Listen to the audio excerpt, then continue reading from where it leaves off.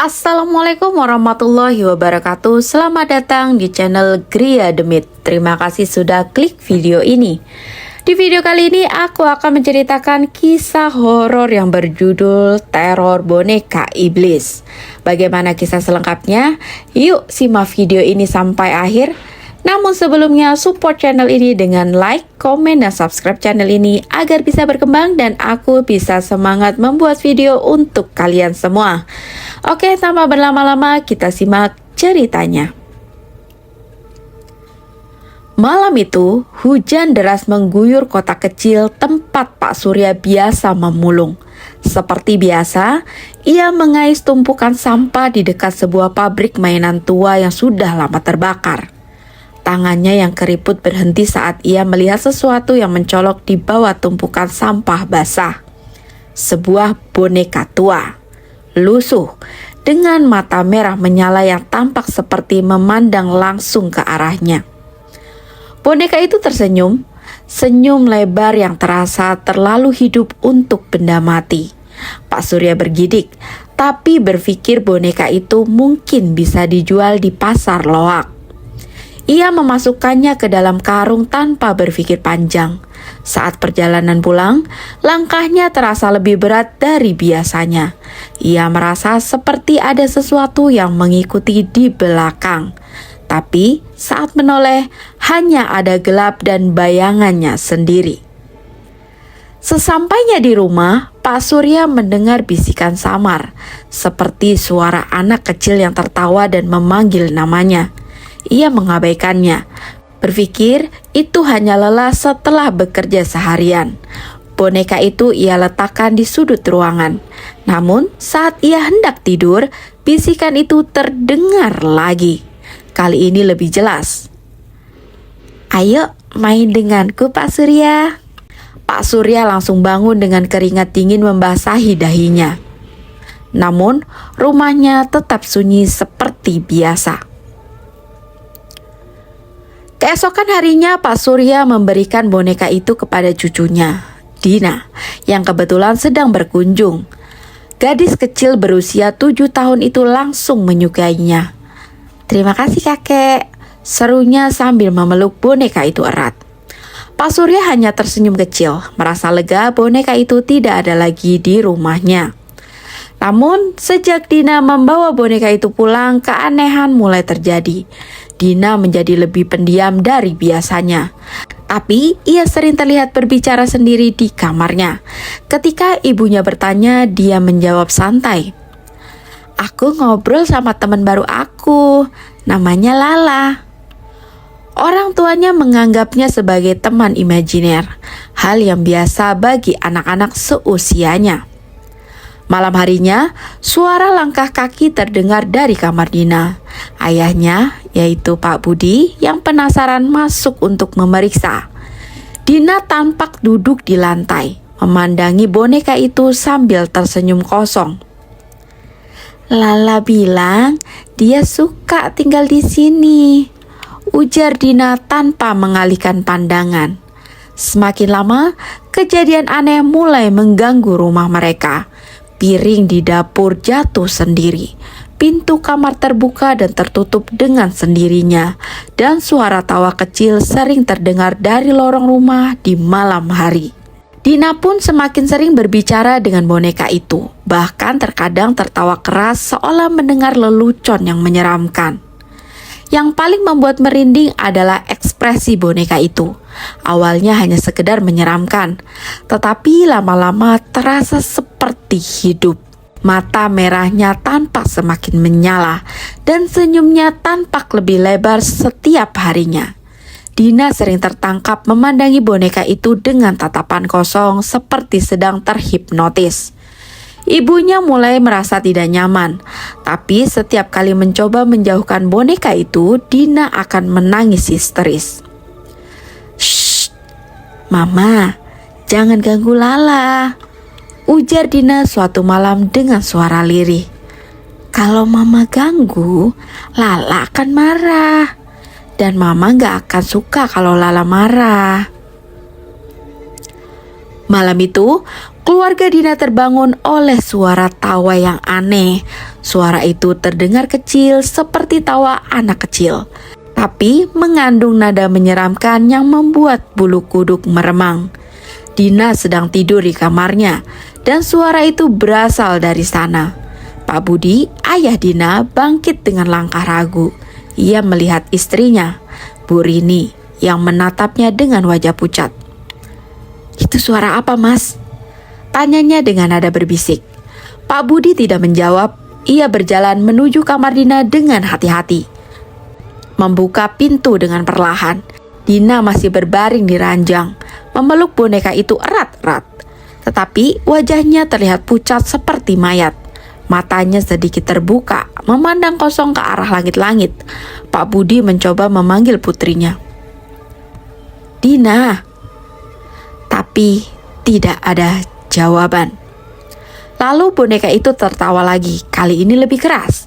Dan suara itu tidak lagi terdengar seperti tawa anak kecil, melainkan seperti dua suara yang bertumpuk. Satu suara lembut dan satu lagi berat seperti orang dewasa. Pak Budi melangkah mundur, tubuhnya gemetar. Suara tawa itu perlahan berhenti, tetapi kemudian disusul oleh bisikan-bisikan yang tidak jelas asalnya. Bu Rini, yang sudah berdiri di belakang suaminya, langsung berlari masuk dan mengguncang tubuh Dina. "Dina, bangun nak!" Dina membuka matanya perlahan dan berkata dengan suara yang bukan miliknya, "Kenapa mengganggu? Aku hanya ingin bermain." Suara itu membuat Bu Rini menjerit, sementara Pak Budi menarik istrinya keluar kamar. Keesokan paginya, Pak Budi memutuskan untuk memanggil Pak Surya, mertua sekaligus kakek Dina. Ketika Pak Surya tiba di rumah mereka, raut wajahnya langsung berubah saat melihat boneka itu di tangan Dina. "Kenapa boneka itu masih di sini?" tanya Pak Surya dengan suara berat. "Dina sangat menyukainya, Pak," jawab Bu Rini. "Kami tidak tega untuk mengambilnya." Pak Surya menggeleng dengan wajah penuh penyesalan. "Boneka itu bukan benda biasa. Sejak saya membawanya pulang, saya sudah merasa ada yang tidak beres." Pak Surya mencoba mengambil boneka itu dari tangan Dina, tetapi Dina langsung menangis histeris, menjerit-jerit sambil memeluk boneka itu lebih erat. "Lala bilang kakek jahat. Jangan ambil Lala dariku," jeritnya. Pak Surya terpaksa mundur. Namun malam itu ia memutuskan untuk membuang boneka tersebut secara diam-diam. Pak Surya memasukkan boneka itu ke dalam karung dan berjalan menuju sungai di ujung desa.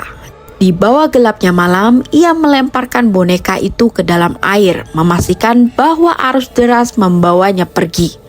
Namun saat ia kembali ke rumah, ia membeku di depan pintu. Boneka itu sudah ada di depan rumahnya, tergeletak basah kuyup tetapi masih dalam kondisi yang sama. Tubuh Pak Surya gemetar hebat. Ia mengambil boneka itu lagi dan membakarnya di halaman belakang. Api menjilat tubuh boneka itu, tetapi suatu yang aneh terjadi. Api yang seharusnya membakar habis malah padam begitu saja, seperti diserap oleh boneka itu. Pak Surya menatap boneka tersebut dengan ngeri. Boneka itu kini tampak seperti tersenyum lebih lebar, dengan mata merahnya bersinar terang. "Pak Surya," bisiknya pelan terdengar dari belakang. Pak Surya menoleh cepat, tetapi tidak ada siapapun. Ia berlari masuk ke rumah, meninggalkan boneka itu di halaman. Kejadian semakin menyeramkan di rumah Pak Budi. Dina sering ditemukan berbicara dengan boneka itu di tengah malam. Seringkali Dina menggunakan bahasa yang tidak dipahami orang tuanya, seperti mantra atau doa aneh. Pak Budi dan Bu Rini akhirnya memutuskan untuk berkonsultasi dengan tetangga mereka, seorang pria tua bernama Pak Karim yang dikenal mengetahui banyak tentang hal-hal gaib. Pak Karim mendengarkan cerita mereka dengan raut wajah serius. Setelah diam sejenak, ia berkata, "Boneka itu bukan sembarangan boneka. Saya pernah mendengar cerita tentang pabrik mainan yang terbakar beberapa tahun yang lalu. Katanya, ada seorang pembuat mainan yang terobsesi dengan ritual pemuja iblis. Ia menciptakan boneka itu sebagai wadah untuk menampung roh jahat. Tapi sesuatu salah dalam ritualnya. Dan roh itu malah membunuh semua orang di pabrik itu. Pak Surya yang juga hadir langsung teringat lokasi tempat ia menemukan boneka itu. "Saya menemukannya di dekat pabrik itu," katanya dengan suara bergetar. "Apa mungkin?" Ya, Pak Karim mengangguk. Boneka itu terkut dan sekarang ia mencari korban. Pak Karim menyarankan mereka untuk mengusir boneka itu dengan membawa benda tersebut ke pabrik tua dan mengembalikannya ke tempat asal. "Tapi kalian harus hati-hati," ujar Pak Karim. "Roh di dalam boneka itu tidak akan membiarkan dirinya dilepaskan begitu saja."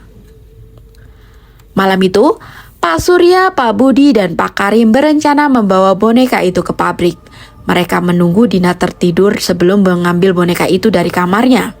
Saat boneka itu diambil, Dina tiba-tiba terbangun dan menjerit. "Lala marah! Lala marah!" Seluruh rumah bergetar seperti dilanda gempa kecil. Dan suara tawa menyeramkan kembali terdengar. Kali ini lebih keras daripada sebelumnya. Namun, ketiganya tetap bertekad membawa boneka itu pergi. Mereka memasukkannya ke dalam karung dan berjalan menuju pabrik tua. Dalam perjalanan mereka terus diganggu oleh bayangan-bayangan aneh yang mengikuti mereka. Langkah kaki terdengar di belakang. Tetapi setiap kali mereka menoleh tidak ada siapapun. Sesampainya di pabrik tua, suasana semakin mencekam. Bangunan itu tampak runtuh sebagian dengan dinding-dinding berjelaga hitam akibat kebakaran. Pak Karim mengeluarkan beberapa mantra dan menyalakan dupa berusaha menenangkan roh yang ada di dalam boneka. Namun, sebelum mereka sempat menyelesaikan ritual, boneka itu tiba-tiba melompat keluar dari karung, berdiri di atas tanah seperti hidup. Mata merahnya bersinar terang dan suara tawa menyeramkan menggema di seluruh pabrik. "Kalian tidak akan bisa membuangku." Suara berat terdengar dari boneka itu diikuti dengan suara jeritan Dina yang entah bagaimana terdengar di dalam pabrik tersebut. Pak Surya berusaha meraih boneka itu, tetapi tubuhnya dilemparkan ke dinding oleh kekuatan tak terlihat. Pak Budi dan Pak Karim mencoba melanjutkan ritual, membacakan doa-doa dengan suara gemetar. Boneka itu mulai bergerak maju, semakin mendekati mereka. Di saat terakhir, Pak Surya berhasil bangkit dan meraih boneka itu, menahannya dengan kedua tangannya. "Pergi kau!" teriaknya. Lalu melemparkan boneka itu ke tengah lingkaran ritual. Pak Karim membaca mantra terakhir, dan boneka itu akhirnya terbakar dengan sendirinya. Api menyala terang, dan suara jeritan mengerikan terdengar sebelum semuanya menjadi sunyi. Namun, saat mereka berpikir semuanya sudah selesai, sebuah suara pelan terdengar dari sisa-sisa abu boneka itu. "Aku akan kembali." Kehidupan di rumah Pak Budi berubah menjadi mimpi buruk sejak boneka itu masuk ke rumah mereka. Dina semakin aneh setiap harinya. Gadis kecil yang biasanya ceria kini lebih banyak diam. Malam itu, Bu Rini merasa ada yang tidak beres. Dina yang biasanya sudah tertidur pulas pada pukul 9 malam justru terdengar bercakap-cakap pelan di kamarnya. Suaranya seperti bercakap dengan seseorang. Dengan hati berdebar, Bu Rini membuka pintu kamar Dina. Apa yang ia lihat membuatnya nyaris pingsan. Dina duduk di lantai dengan posisi kaku. Matanya memandang ke depan tanpa berkedip dan mulutnya bergerak. Tetapi tidak ada suara yang keluar. "Dina, Dina." Bu Rini memanggil anaknya dengan suara gemetar. Dina tidak merespons, hanya diam seperti patung. Bu Rini memeluk Dina dengan panik, lalu menyadari ada sesuatu yang aneh pada kulit anaknya. Terdapat luka-luka cakaran di lengan, punggung, dan kakinya. Bekas cakaran itu panjang, seperti dicakar oleh hewan buas. Darah tipis mengalir di beberapa tempat, tetapi Dina seolah tidak merasakannya. "Mas, Dina kenapa ini?" jerit Bu Rini memanggil suaminya. Pak Budi berlari masuk dan saat melihat kondisi Dina, ia langsung menggendongnya untuk dibawa ke rumah sakit. Namun, sesampainya di sana, dokter tidak dapat menemukan penyebab medis. "Lukanya terlihat seperti cakaran," kata dokter. "Tetapi terlalu rapi untuk dibuat oleh tangan manusia. Dan anehnya, Dina seperti tidak merasakan sakit." Dina tetap tertidur di ranjang rumah sakit sepanjang malam itu. Dokter akhirnya menyarankan agar Dina dibawa pulang untuk beristirahat di rumah. Dengan berat hati, keluarga itu kembali ke rumah membawa Dina yang masih tertidur.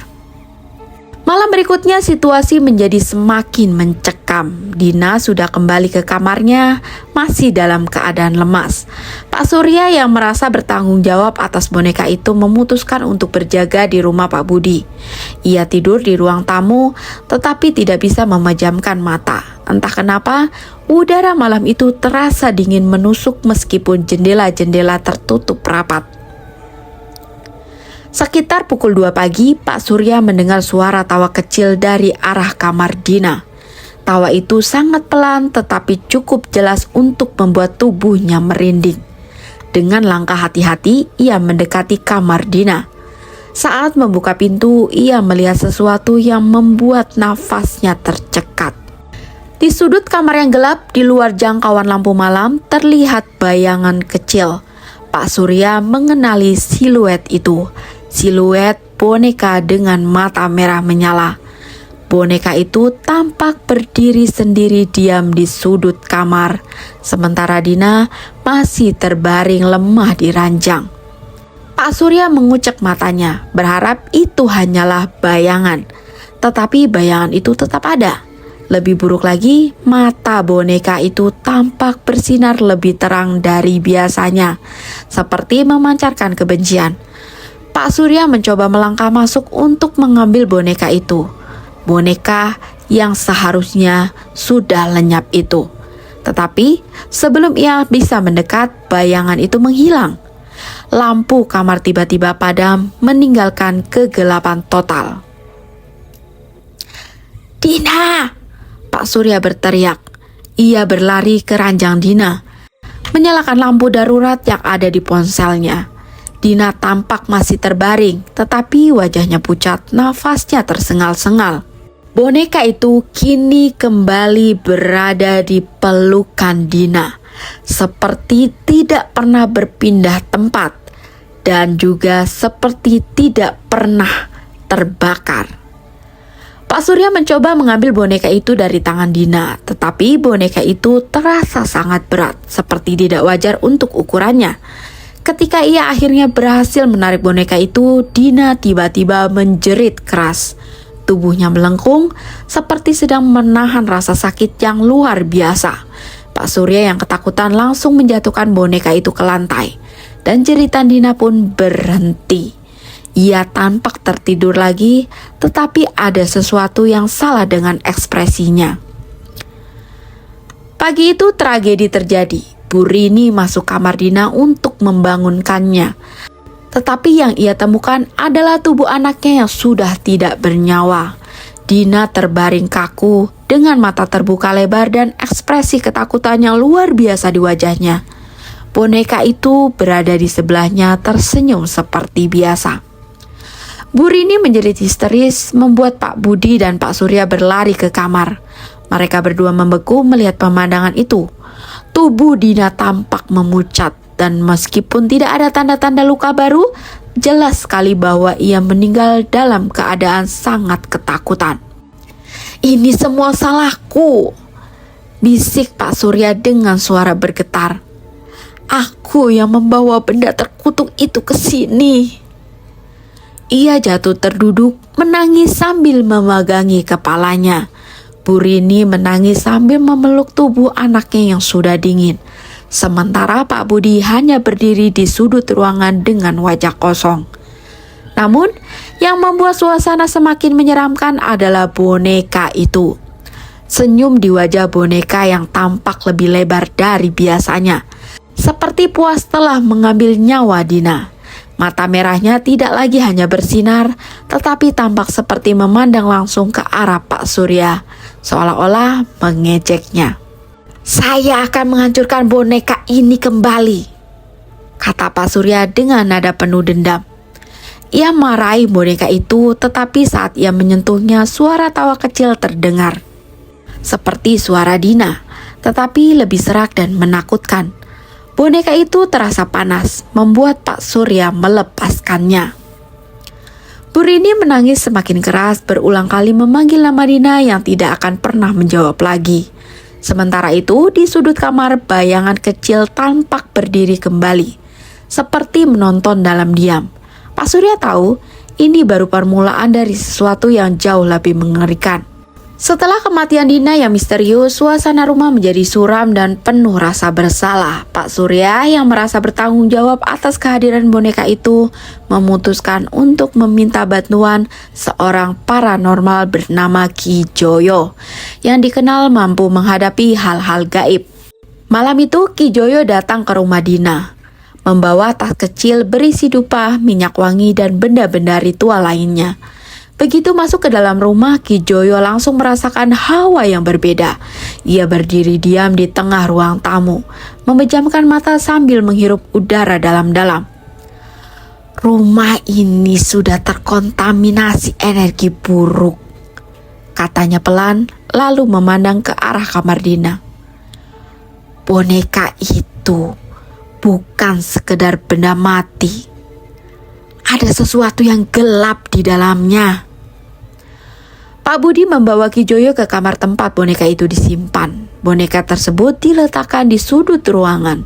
Tetapi suasana di kamar itu terasa begitu menyesakkan. Seolah-olah udara tidak bisa mengalir dengan bebas. Ki Joyo mendekati boneka itu perlahan, menatapnya dengan mata tajam. "Roh yang menguasai boneka ini haus akan jiwa manusia," ujarnya. "Ia mencari korban untuk memuaskan dendamnya. Kematian Dina adalah peringatan. Tetapi jika boneka ini tetap ada di sini, ia akan terus meminta nyawa." Ki Joyo memulai ritual pengusiran. Ia menyalakan dupa dan membacakan mantra dalam bahasa Jawa kuno. Pak Surya, Pak Budi, dan Bu Rini hanya bisa berdiri di belakang, menyaksikan dengan perasaan campur aduk antara harapan dan ketakutan. Namun ketika mantra semakin intens, boneka itu tiba-tiba bergerak sendiri. Senyumnya yang menyeramkan tampak semakin lebar, dan suara tawa kecil terdengar menggema di seluruh ruangan. Lampu di kamar Dina tiba-tiba meledak, menyebarkan pecahan kaca ke segala arah. Pak Budi berteriak menarik Bu Rini keluar dari kamar, tetapi Pak Surya tetap berdiri di tempatnya, menatap boneka itu dengan ngeri. Furnitur di kamar mulai melayang, jatuh dengan keras ke lantai seperti dilemparkan oleh kekuatan tak terlihat. Boneka itu kini berdiri sendiri, meskipun tidak ada tangan yang menopangnya. Bayangan kecil menyerupai boneka mulai muncul di setiap sudut ruangan, bergerak-gerak seperti makhluk hidup. Ki Joyo mencoba melanjutkan ritualnya, tetapi semakin lama boneka itu semakin beringas. "Ini tidak akan berhasil," ujar Ki Joyo sambil mundur. "Roh ini terlalu kuat untuk diusir begitu saja. Boneka ini harus dikembalikan ke tempat asalnya, ke tempat ia pertama kali dihidupkan." Pak Surya terdiam mendengar ucapan itu. Ia tahu apa artinya. Boneka itu harus dikembalikan kembali ke tempat pabrik mainan tempat ia menemukannya. Setelah kejadian malam itu, keluarga Dina dan Ki Joyo memutuskan untuk menyelidiki asal-usul boneka tersebut. Mereka mencari informasi tentang pabrik mainan tua di pinggir kota, tempat Pak Surya menemukan boneka itu. Dengan bantuan Ki Joyo, mereka menemukan seorang mantan pekerja pabrik bernama Pak Wirya yang kini tinggal di desa terpencil. Pak Wirya tanpa gugup ketika mereka menyebut pabrik itu. "Aku tidak ingin membicarakannya," katanya dengan suara bergetar. Namun setelah didesak, ia akhirnya mengungkapkan cerita mengerikan di balik boneka itu. Pabrik itu dulunya adalah tempat pembuatan mainan anak-anak. Pemiliknya, namanya Pak Sarjono, adalah seorang pembuat mainan yang sangat berbakat. Tapi hidupnya berubah ketika putrinya bernama Lala terbakar hidup-hidup dalam kecelakaan di pabrik. Ia sangat terpukul dan menyalahkan semua pekerja di sana, termasuk kami. Ia menjadi gila dan terobsesi dengan ide untuk membalas dendam. Pak Sarjono mulai mempelajari ilmu hitam, mencari cara untuk menghidupkan boneka sebagai alat balas dendamnya. Terus, ia menciptakan sebuah boneka yang dinamainya Lala, diambil dari nama anaknya. Boneka itu tidak sekedar mainan, tetapi sebuah wadah untuk menampung roh jahat yang dipanggilnya melalui ritual pemujaan iblis. Namun, ternyata ritual itu gagal. Bukannya menghidupkan kembali Laila, roh jahat yang dipanggilnya malah membunuh semua orang di pabrik, termasuk dirinya sendiri. Kebakaran besar yang terjadi malam itu menghanguskan pabrik. Tetapi, boneka Lala ternyata tetap utuh ditemukan di antara puing-puing. Pak Surya yang mendengar cerita ini merasa tubuhnya melemas. "Jadi aku yang membawa kutukan ini ke rumah," bisiknya. Pak Wirya mengangguk dengan wajah penuh ketakutan. "Boneka itu tidak boleh disentuh apalagi dimiliki. Ia membawa kematian bagi siapapun yang mendekatinya." Pak Surya merasa bertanggung jawab atas segala yang terjadi. Ia tahu hanya ada satu cara untuk mengakhiri semua ini, yaitu mengembalikan boneka itu ke pabrik tempat asalnya dan menghancurkannya di sana. Malam itu, Pak Surya, Pak Budi, dan Ki Joyo membawa boneka itu ke pabrik mainan tua. Ki Joyo mulai menyiapkan ritual untuk memutus kutukan. Boneka itu diletakkan di tengah lingkaran yang dibuat dari garis kapur dan dupa yang menyala. Namun saat Ki Joyo mulai membaca mantranya, boneka itu kembali hidup. Lagi-lagi kembali hidup, seperti ritual yang sebelumnya.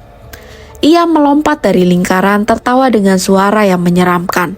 Lampu-lampu senter mereka padam dan bayangan-bayangan mulai bergerak di sekitar mereka. Pak Surya memberanikan diri untuk mengambil boneka itu kembali. Tubuhnya terasa berat seolah-olah ditarik oleh kekuatan tak terlihat. Tetapi ia harus terus melangkah. Ketika ia akhirnya meraih boneka itu, suara-suara berbisik mulai memenuhi ruangan. "Kau tidak akan berhasil," suara berat terdengar dari arah boneka. "Aku adalah kutukan yang abadi. Aku tidak akan mati." Dengan segenap tenaga, Pak Surya melemparkan boneka itu ke tengah lingkaran lagi. Ki Joyo melanjutkan mantranya, dan api tiba-tiba muncul dari lingkaran tersebut, membakar boneka itu. Boneka itu menjerit suara melengking yang membuat telinga terasa sakit. Namun api semakin besar hingga akhirnya boneka itu hancur menjadi abu. Pabrik itu bergetar hebat, seolah-olah ada gempa bumi. Pak Surya dan yang lainnya berlari keluar meninggalkan bangunan yang mulai runtuh. Ketika mereka menoleh, pabrik itu runtuh sepenuhnya, menyisakan debu dan asap yang mengepul di udara. Pak Surya berlutut menangis dengan penuh penyesalan. "Dina, maafkan kakek," bisiknya. Namun Ki Joyo menepuk pundaknya pelan. "Kutukan ini sudah berakhir. Dina mungkin tidak kembali, tapi kau telah menyelamatkan banyak nyawa, Pak." Meski kutukan itu telah berakhir, Pak Surya dan keluarga Dina tidak akan pernah melupakan mimpi buruk yang menghancurkan hidup mereka. Boneka itu mungkin telah lenyap, tetapi bayangannya tetap ada di hati mereka. sebagai pengingat bahwa ada hal-hal yang seharusnya tidak pernah disentuh. Nah, demikian untuk video kali ini. Semoga dimanapun kalian berada selalu dilindungi oleh Tuhan Yang Maha Kuasa. Amin, amin ya robbal alamin. Sekian dari saya. Wassalamualaikum warahmatullahi wabarakatuh. Bye.